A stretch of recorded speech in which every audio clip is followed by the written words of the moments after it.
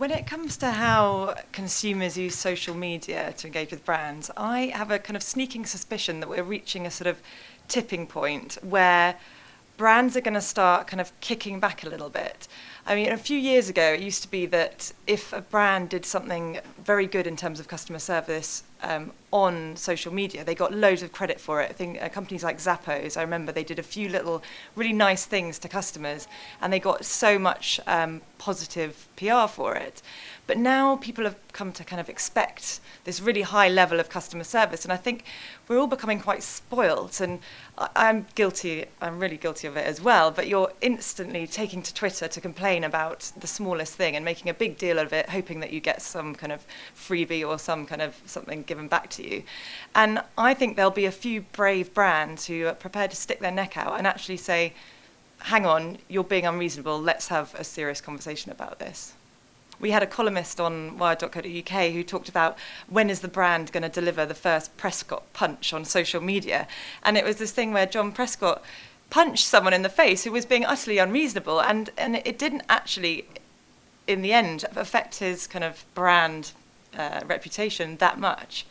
Initially, it was a big furore, but afterwards, it's kind of, he hasn't done too badly out of it, and people seem to respect him for it.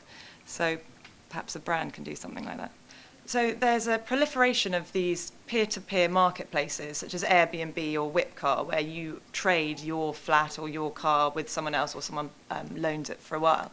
And the problem with these businesses is trust.